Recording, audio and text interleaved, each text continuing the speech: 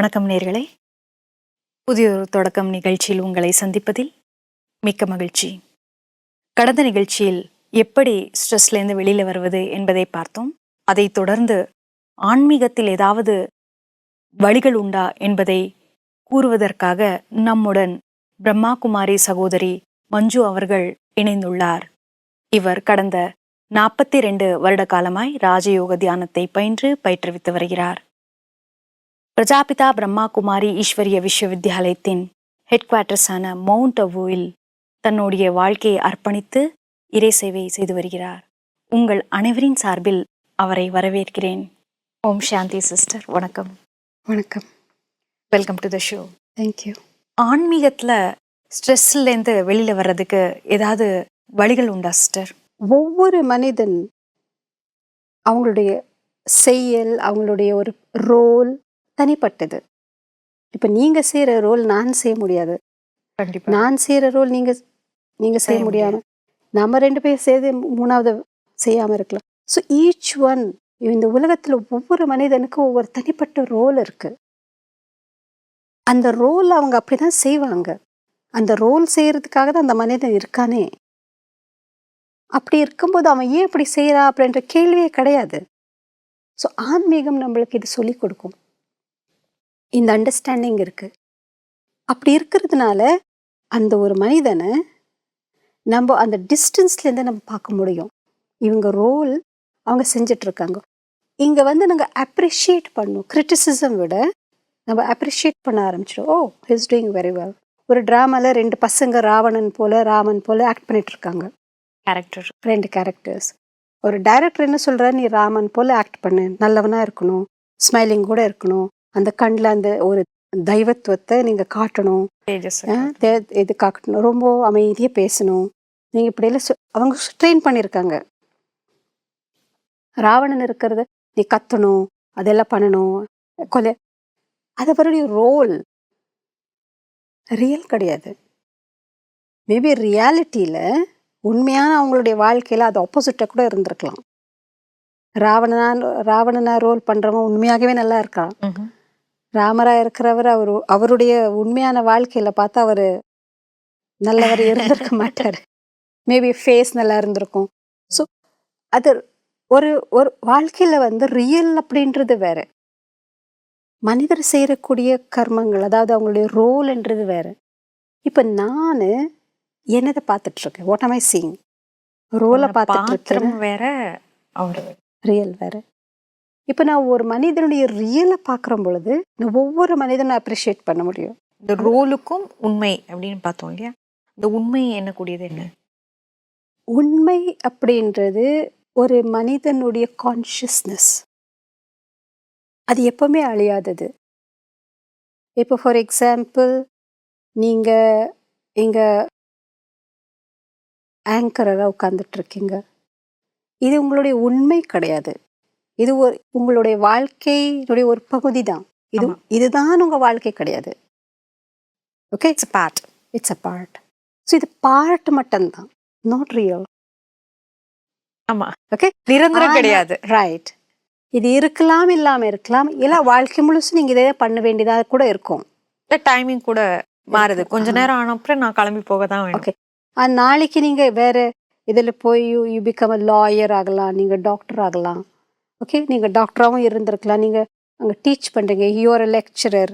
உங்கள் வீட்டில் போன நீங்கள் அம்மாவாக இருக்கீங்க, அல்லது உங்கள் அம்மாவுக்கு நீங்கள் பொண்ணாக இருக்கீங்க, உங்கள் குழந்தைங்களுக்கு நீங்கள் அம்மாவாக இருக்கீங்க, அல்லது உங்கள் சிஸ்டருக்கு நீங்கள் சிஸ்டராக இருக்கீங்க, ஃப்ரெண்ட். இது எல்லாமே தனித்தனி ரோல்ஸ், அவ்வளோதான். நீங்கள் ரியல் கிடையாது. ரியல் அப்படின்னா விச் இஸ் அன்சேஞ்சிங். இது எல்லாமே சேஞ்ச் ஆகிட்டு வரும். நீங்கள் பிறந்ததுலேருந்து அம்மா கிடையாது. நான் என்னக்கூடியது மாறாமல் இருக்கிறது. அது நான் என்றது மாறாததுக்கு தான் நான் அப்படின்னு சொல்கிறது, அதுதான் ரியல். அந்த ரியல் புரிஞ்சுக்கிறது தான் ஆன்மீகத்தினுடைய முதல் ஸ்டெப்பே. அதனால இதுக்கு ஆன்மீகம் அப்படின்னு சொல்கிறாங்க. அதாவது ஆன்மா பற்றி, ஆன்மா அதனுடைய இன்னொரு ஒரு ஸ்ட்ரென்த்தை, பவரை. எதுக்கு நீங்கள் ஆத்மான்னு சொல்கிறீங்க, சோல் அப்படின்னு சொல்கிறீங்க, வாட் எவர் த வேர்ட்ஸ் ஏதாவது யூஸ் பண்ணுறீங்க. பட் அந்த ரியல் நான் அப்படின்ற ஒரு ரியல் ஒரு ஒரு சத்தியத்தை, உண்மையை புரிஞ்சுக்கிறது பேர் தான் ஆன்மீகம். அதனால தான் this is called spirituality, to know more about the spirit. ஆன்மீகம், ஆன்மா பற்றி புரிஞ்சுக்கிறது. ஏன்னா நம்ம இது கண்ணால் பார்க்குறோமோ அதுதான் புரிஞ்சுக்க ட்ரை, அது கூட அதுதான் உண்மைன்னு நினைச்சிட்டு இருக்கோம். அது கூட நம்ம கரெக்டாக புரிஞ்சுக்க மாட்டோம். கண்ணில் தெரியறது மட்டும்தான் உண்மை கிடையாது. கண்ணில் தெரியறது அது சேஞ்சிங். கண்ணில் தெரியறது ஒவ்வொரு விஷயமும் சேஞ்சிங் தான். இன்னைக்கு இருக்கிறது நாளைக்கு இருக்காது. இது எல்லாமே ஒவ்வொரு நாளுக்கு நாள் சேஞ்ச் ஆகிட்டே இருக்கும். சிச்சுவேஷன்ஸ் சேஞ்ச், பீப்புள் சேஞ்ச், மனசு எண்ணங்கள் சேஞ்ச், எல்லாமே சேஞ்ச், பிஹேவியர் சேஞ்ச் ஆகிட்டே தான் இருக்கும். பட் அந்த உள்ளுக்குள்ளே இருக்கக்கூடிய நான், which is real, which is truth, அதை புரிஞ்சுக்கிறது தான் ஆன்மீகம் என்ற பேர்.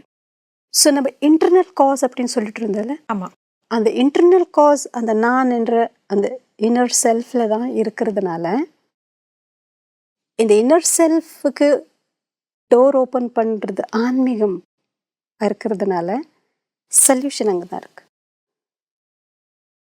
நம்ம வெளியே தான் சொல்யூஷனை தேடிட்டு இருக்கோம். பட் ஆக்சுவல் சொல்யூஷன் உள்ள இருக்கு.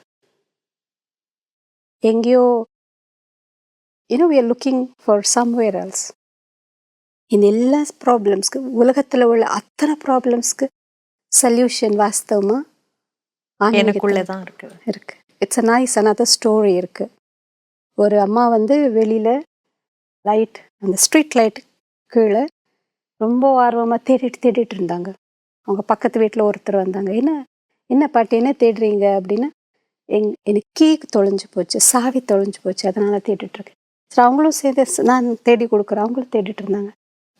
இந்த பக்கத்து வீட்டு, எதிர் வீட்டு, இவங்க எல்லாமே ரோட்டில் வரவங்க போகிறவங்க எல்லாமே சேர்ந்து ஒரு 20-30 பேர் இது எல்லாமே இங்கே தேட ஆரம்பித்தாங்க. ஒரு வாய்ஸ் பர்சன் வந்தார். என்ன இத்தனை பேர் இங்கெல்லாம் தேடிட்டுருக்காங்க, என்ன தேடிட்டுருக்காங்கன்னு என்ன தேடுறீங்கன்னு கேட்டுறாமா. இந்த பாட்டி அம்மா இங்கே சாவி தொலைச்சிட்டாங்க, அதை தேடிட்டுருக்குறோம்.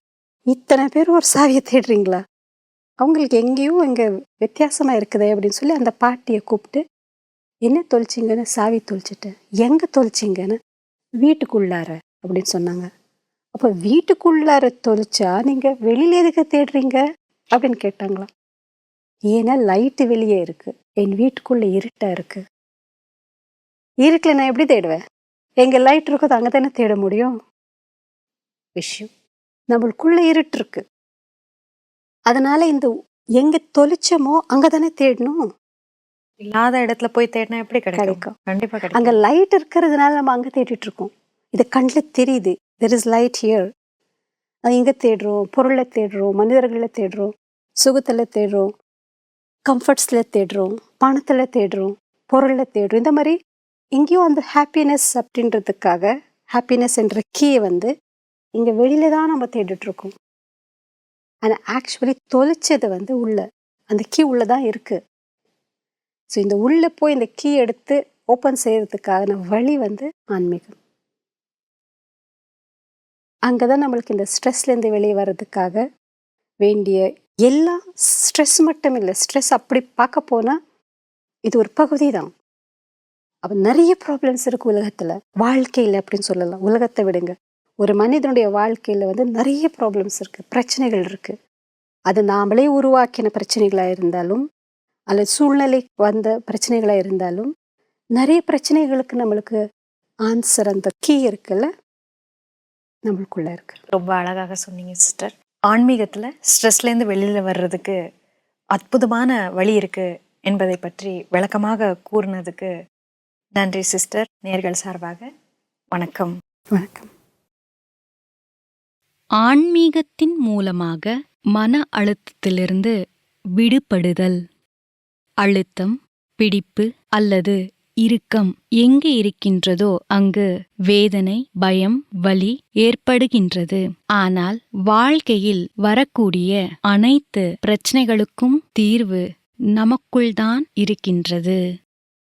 பொருட்களின் மூலமாக கிடைக்கின்ற சுகம், இன்பம், பணம் ஆகியவைதான் மகிழ்ச்சியை தரக்கூடியது என்று நாம் எண்ணிக்கொண்டிருக்கின்றோம். ஆனால் மகிழ்ச்சிக்குண்டான சாவி நமக்குள்ளேயே இருக்கின்றது. அதை தொலைத்துவிட்டு வெளியில் தேடிக்கொண்டிருக்கின்றோம்.